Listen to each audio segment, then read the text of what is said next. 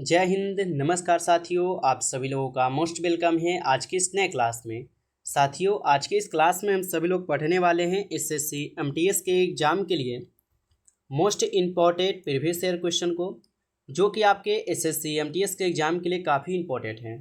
तो आप सभी लोग जो इस क्लास को बिल्कुल अच्छी तरीके से लास्ट तक देखिएगा, क्योंकि आपको जो इस क्लास में बिल्कुल प्रीवियस ईयर से क्वेश्चन से लेकर जितने भी अभी करेंट अफेयर्स से क्वेश्चन बन रहे हैं और जितने भी इंपॉर्टेंट क्वेश्चन हैं उन सभी क्वेश्चन को इस क्लास में पढ़ने के लिए मिलेंगे। इसमें आपको प्रीवियस ईयर के क्वेश्चन भी रहने वाले हैं इस क्लास में, तो बिल्कुल आप लोग क्लास को अच्छी तरीके से लास्ट तक देखिएगा।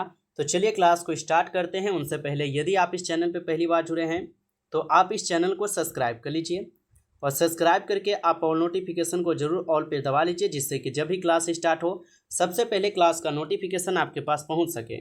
तो आप जो इस चैनल को सब्सक्राइब कर लीजिए और सब्सक्राइब करके आप इस क्लास को जो है लाइक जरूर कर लीजिएगा।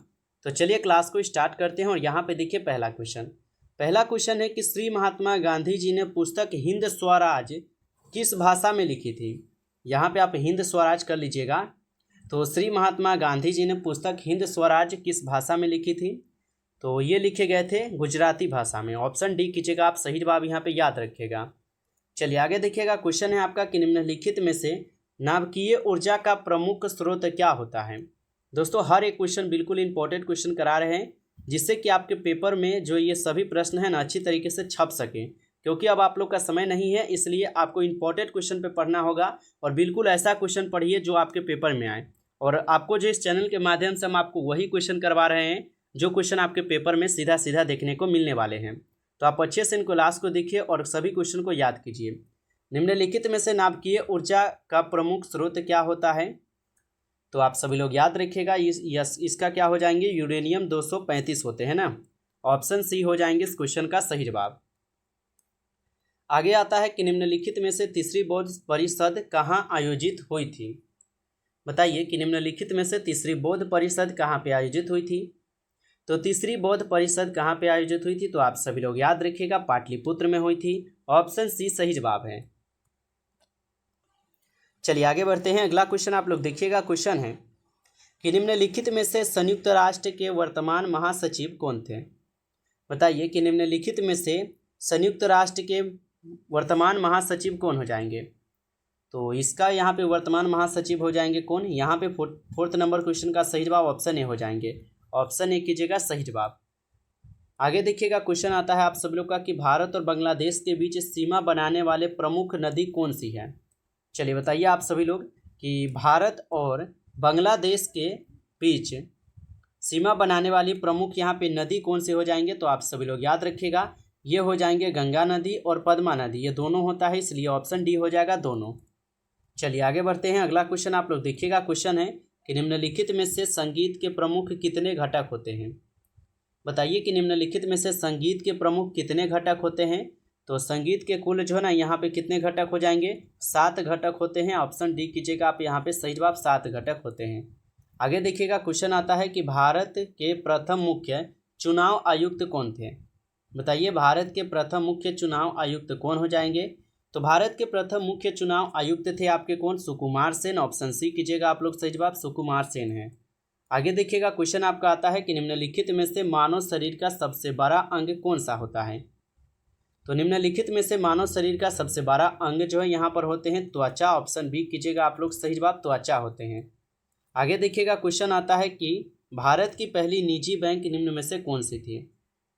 बताइए कि भारत की पहली निजी बैंक निम्न में से कौन थी, तो यह थे कौन, यहाँ पे आप सभी लोग लगा दीजिएगा। तो यहाँ पे आप सभी लोग का सही जवाब क्या हो जाएंगे, तो 9th नंबर क्वेश्चन का सही जवाब सी हो जाएंगे। आप सभी लोग याद रखिएगा। आगे आपका क्वेश्चन आता है कि 2025 तक ब्रिक्स देशों में सदस्यों देशों की संख्या क्या है। तो 2025 तक ब्रिक्स देशों में सदस्य देशों की संख्या जो ना क्या हो जाएंगे, आप लोग ये बताइएगा। तो इनकी संख्या हो जाएंगे 10। आप लोग याद रखिएगा 10 हो जाएंगे। ऑप्शन डी कीजिएगा सही जवाब यहाँ पे 10। चलिए आगे देखिएगा। क्वेश्चन आता है आपके यहाँ पे कि निम्नलिखित में से महंगाई को नियंत्रण करने के लिए रिजर्व बैंक ऑफ इंडिया कौन सा उपाय करता है। तो निम्नलिखित में से महंगाई को नियंत्रण करने के लिए रिजर्व बैंक ऑफ इंडिया क्या नियंत्रण यहाँ पे उपाय करता है, तो आप सभी लोग जो है याद रखिएगा ये रेपो दर में वृद्धि कर देते हैं। ऑप्शन ए जो है यहाँ पे इस क्वेश्चन का सही जवाब हो जाएंगे, याद रखिएगा। अगला क्वेश्चन आपका आता है कि अजंता की गुफाएं किस चित्रकला के उत्कृष्ट के उदाहरण हैं। तो अजंता की गुफाएं काल की जो चित्रकला ये एक उत्कृष्ट उदाहरण है। तो ये किस काल के हो जाएंगे, तो आप सभी लोग याद रखिएगा, ये हो जाएंगे आपके गुप्त काल के। ऑप्शन ए कीजिएगा सही जवाब यहाँ पे गुप्त काल। अगला क्वेश्चन आप सब लोग देखिएगा, क्वेश्चन है कि निम्नलिखित में से कौन सा त्यौहार गोल्डन टेम्पल में विशेष रूप से मनाया जाता है। बताइए कि निम्नलिखित में से कौन सा त्यौहार गोल्डन टेम्पल में विशेष रूप से मनाई जाती है। तो ये हो जाएंगे आपके बैसाखी। ऑप्शन यहाँ पे आप सब लोग जो है बी कीजिएगा सही जवाब बैसाखी है। आगे देखिएगा, क्वेश्चन आपका आता है कि निम्नलिखित में से ब्रिक्स में शामिल पांचवा देश कौन सा है। तो निम्नलिखित में से ब्रिक्स में पांचवा शामिल देश कौन सा हो जाएगा, तो आप सभी लोग याद रखिएगा दक्षिण अफ्रीका हो जाएगा। ऑप्शन डी कीजिएगा आप सब लोग सही जवाब यहाँ पे। अगला क्वेश्चन आपका आता है, क्वेश्चन है कि निम्नलिखित में से वायु दाब मापने वाला यंत्र कौन सा है। बताइए कि निम्नलिखित में से वायु दाब मापने वाला यंत्र कौन सा हो जाएगा। तो आप सभी लोग याद रखिएगा, ये हो जाएगा आपको बैरोमीटर। ऑप्शन ए कीजिएगा सही जवाब यहाँ पे बैरोमीटर है। अगला क्वेश्चन आता है कि किस शहर को 2025 का स्वच्छ भारत समृक्ष शहर घोषित किया गया है। तो किस शहर को 2025 का स्वच्छ भारत समृक्ष शहर घोषित किया गया है, तो ये किए गए हैं आपके इंदौर को। अगला क्वेश्चन आप देखिएगा, क्वेश्चन है निम्नलिखित में से गोदान उपन्यास के रचनाकार कौन है। तो निम्नलिखित में से गोदान उपन्यास के रचनाकार कौन हो जाएंगे, तो इसके रचनाकार हो जाएंगे यहाँ पर कौन, मुंशी प्रेमचंद्र जी। ऑप्शन सी कीजिएगा सही जवाब। अगला क्वेश्चन आता है कि 2023 क्रिकेट विश्व कप फाइनल का खेल खेला गया था। बताइए कि 2023 का जो क्रिकेट विश्व कप फाइनल था ये कहाँ पर खेला गया था, तो ये खेले गए थे अपने देश भारत में। ऑप्शन ए हो जाएगा सही जवाब। चलिए आगे देखते हैं, आगे क्वेश्चन क्या है। क्वेश्चन है आप सभी लोग का, प्रधानमंत्री कौशल विकास योजना किस मंत्रालय के अंतर्गत आता है। तो प्रधानमंत्री कौशल विकास योजना किस मंत्रालय के यहाँ पे अंतर्गत आते हैं, तो ये आते हैं आपके कौशल विकास और उद्यमिता मंत्रालय के अधीन। ऑप्शन यहाँ पे ए जो इस क्वेश्चन का यहाँ पे बिल्कुल सही जवाब है। आगे देखिएगा, आपका क्वेश्चन आता है कि निम्नलिखित में से ऑपरेशन सद्भावना कहाँ चलाया जा रहा है। तो निम्नलिखित में से ऑपरेशन सद्भावना कहाँ पर चलाए जा रहे हैं, तो ये आपके जम्मू कश्मीर में चलाई जा रही है। ऑप्शन डी कीजिएगा आप सही जवाब जम्मू कश्मीर।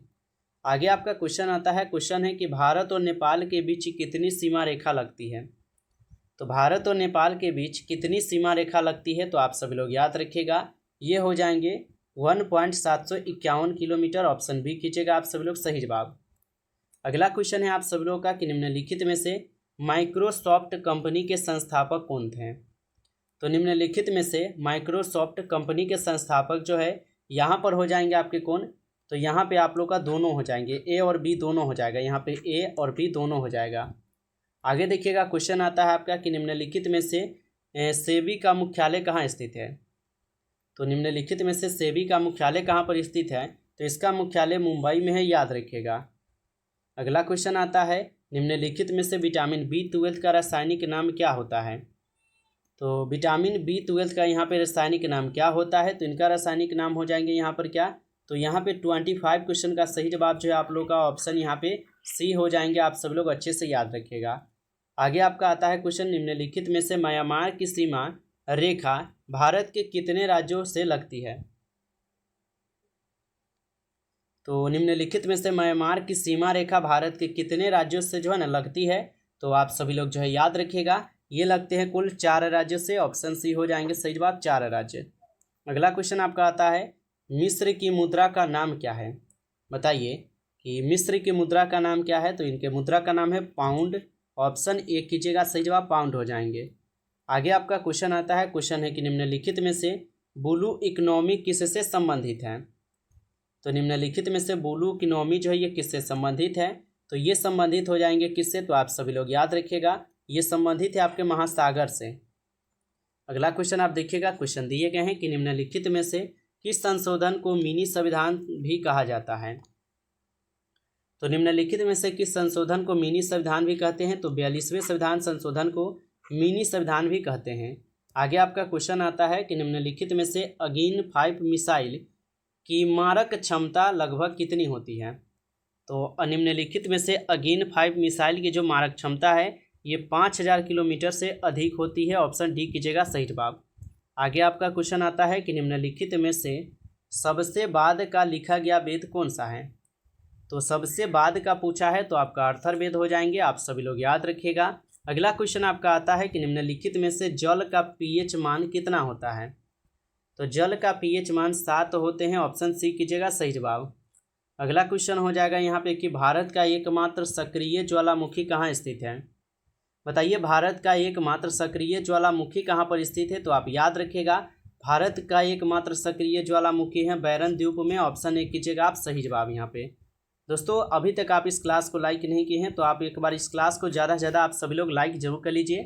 और चैनल पे पहली बार यदि आप जुड़े हैं तो आप इस चैनल को सब्सक्राइब करके आप ऑल नोटिफिकेशन को जरूर दबा लीजिए, ताकि जब भी क्लास स्टार्ट हो सबसे पहले क्लास का नोटिफिकेशन आपके पास पहुंच सके। तो आप चैनल को सब्सक्राइब कर लीजिए और क्लास को लाइक नहीं किए हैं तो क्लास को लाइक कर लीजिए, क्योंकि बिल्कुल आपके पेपर में जो क्वेश्चन पूछा जाता है वे सभी क्वेश्चन आपको करवा रहे हैं, तो आप जुड़े रहिएगा।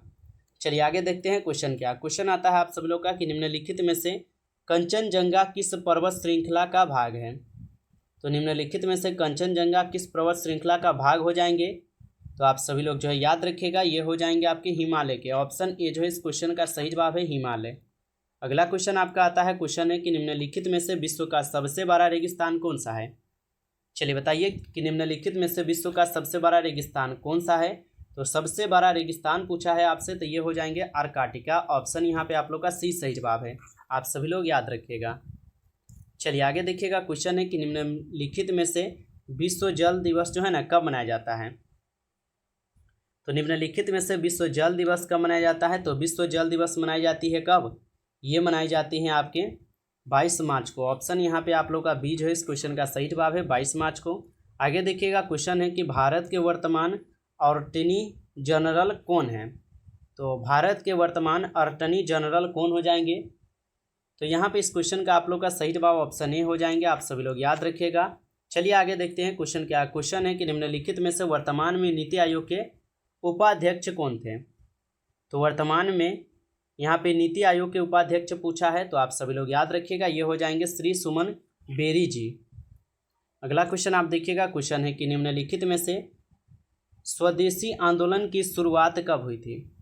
तो निम्नलिखित में से स्वदेशी आंदोलन की शुरुआत हुई थी आपके 7 अगस्त 1905 को। ऑप्शन सी कीजिएगा आप सभी लोग सही जवाब 7 अगस्त 1905 को।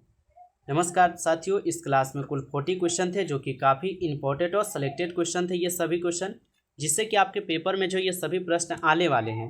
तो यदि आपको ये क्लास अच्छा लगा है तो आप इस क्लास को लाइक कर लीजिए। चैनल पे पहली बार यदि आप जुड़े हैं तो आप इस चैनल को सब्सक्राइब करके और नोटिफिकेशन को आप जरूर दबा लीजिए, ताकि जब भी क्लास स्टार्ट हो सबसे पहले क्लास का नोटिफिकेशन आपके पास पहुँच सके। तो आप जो इस चैनल को सब्सक्राइब कर लीजिएगा। चलिए फिर मिलते हैं एक नई टॉपिक के साथ नेक्स्ट क्लास में, तब तक के लिए जय हिंद जय भारत।